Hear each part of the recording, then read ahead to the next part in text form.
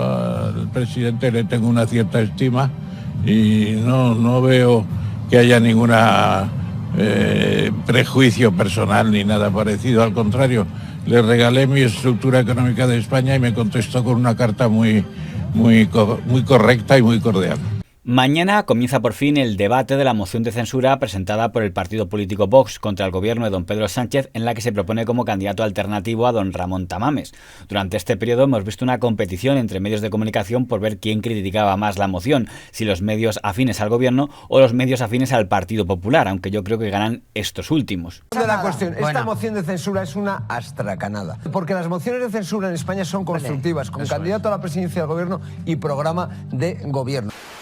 Esta moción al único que beneficia es a Pedro Sánchez. Es un regalo para Pedro Sánchez y desde luego yo estoy seguro que la van a convocar lo más cerca de las elecciones porque es darle oxígeno al presidente del gobierno. De hecho, el periódico que más portadas le ha dedicado a este tema ha sido el diario El Mundo de don Joaquín Manso, que ha hablado de batacazo de Vox por plantear la moción de censura, que ha hablado de que el señor Tamames tenía colegueos con el independentismo y había sido partidario de una nación catalana, que ha hablado de que hay grandes sectores de Vox que están en contra de la propia moción de censura e incluso de crisis de nervios en Vox. No hay un solo columnista conservador en este país que esté apoyando esta filfa. Nadie. No hay nadie que esté apoyando esto. Todo el mundo cree que degrada la vida política, creen que es una operación contra el PP. Y entre los tertulianos más agresivos contra esta moción de censura estaría don Manuel Cobo, que fue dirigente del Partido Popular. Que ha hecho bien Natibel en mezclar, en unir los Óscar a la moción de censura, porque esto es un teatro de esperpento. Yo lo único que espero es que quede muy bien retratado lo que es Vox. Estaría don Rafael López, que fue diputado del Partido Popular en Cataluña. Porque son saltos cuánticos metaversicos cada vez que habla Tamames, es decir, del inicio de Vox hasta lo que encontramos ahora, ¿no? Yo la única duda que tengo es si Vox al final votará la moción de censura, porque después de escuchar a Tamames, ¿y dónde lo dice? En medios que están vetados por Vox, a mí me parece bastante raro.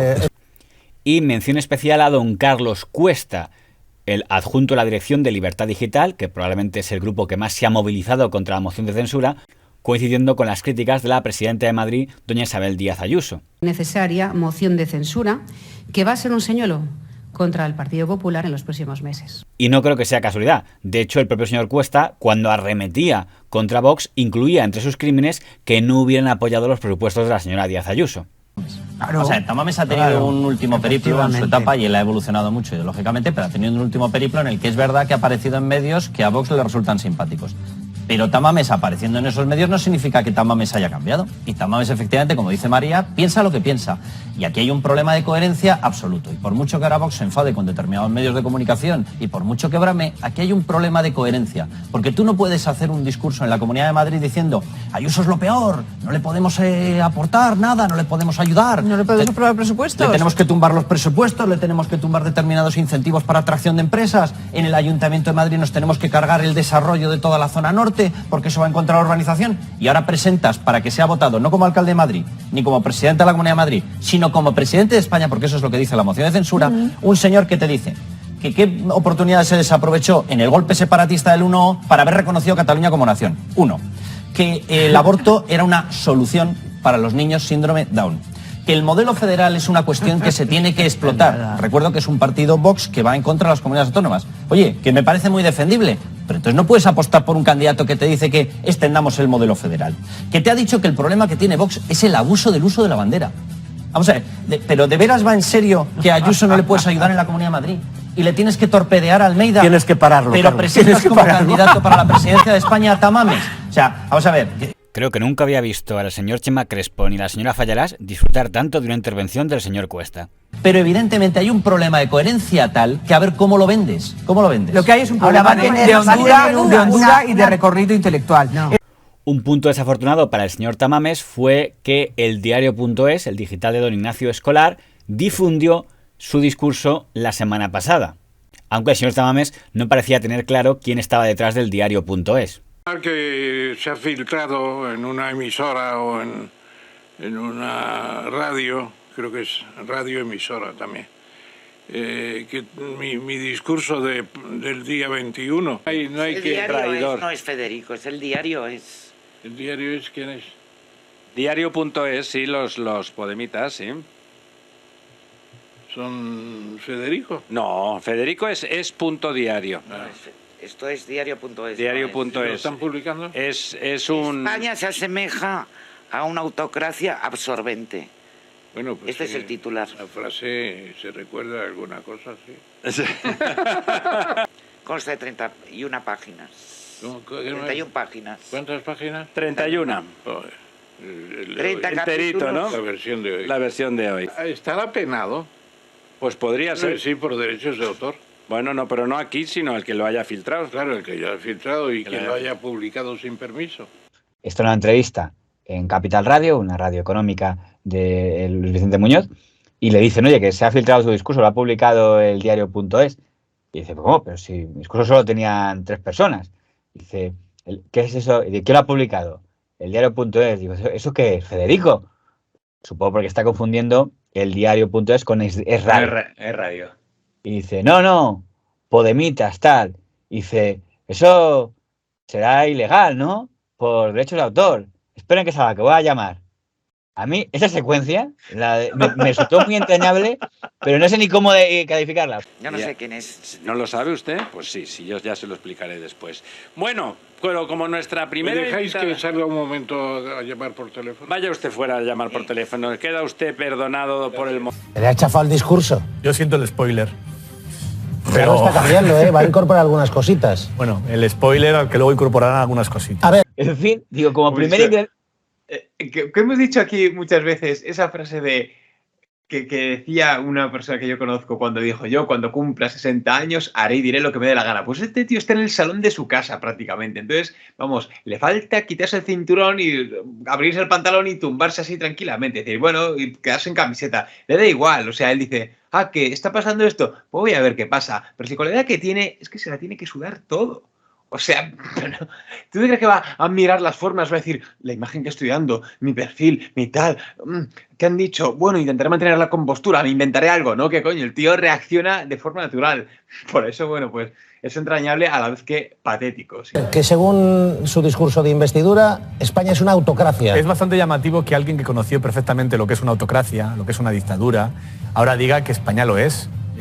Creo que en fin, es un poco triste la deriva que ha tenido Ramón Tamames y que alguien como él, con su pasado antifranquista, compre gran parte de los discursos franquistas. Me parece lamentable, me parece un poco triste, la verdad, porque creo que es alguien al que mucha gente ha respetado y que no entiendo qué hace prestándose al juego absurdo de la ultraderecha ahora en el Parlamento.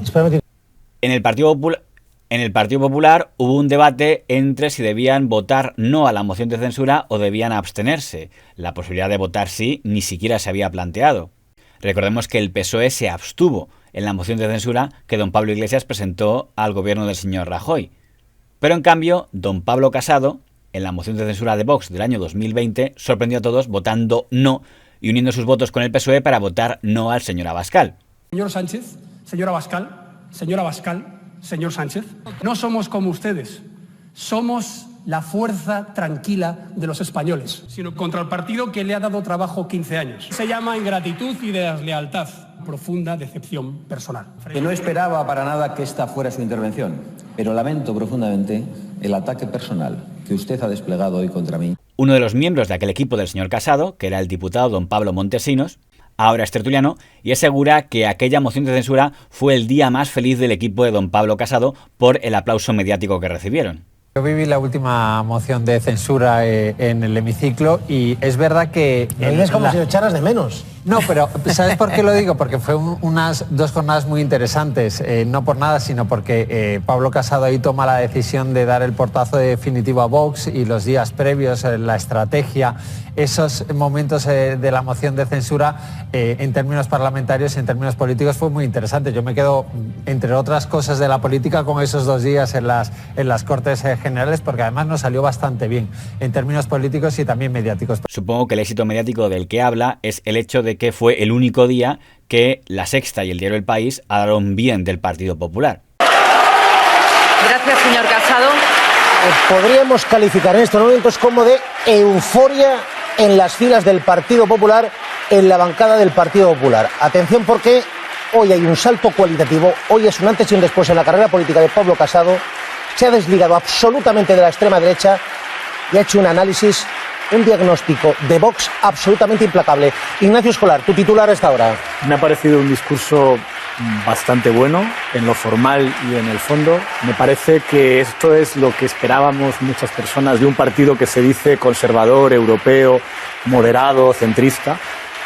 Creo que ha sido muy valiente. Me acuerdo que cuando Santiago Abascal presentó la moción de censura, estuvo tal vez el mejor momento de Pablo Casado, por lo menos a mi parecer, cuando se enfrentó a Vox y fue capaz de decir hasta aquí, ¿no? Creo que fue el mejor momento.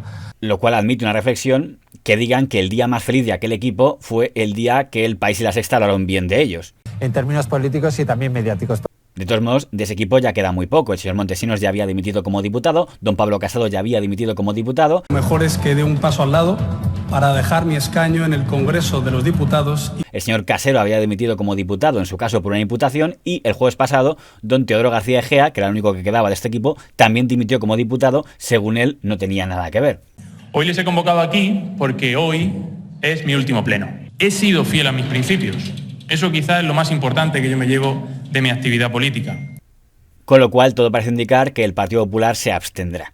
Uno de los pocos que ha aparecido en medios para apoyar la moción es don Fernando Sánchez Dragó, que básicamente es el muñidor de toda esta historia. Y demuestra por qué en algunos casos es difícil entrevistar a alguien con la personalidad y la edad del señor Sánchez Dragó. Básicamente porque creo que don Iñaki López hizo una pregunta y no pudo volver a hablar en toda la entrevista.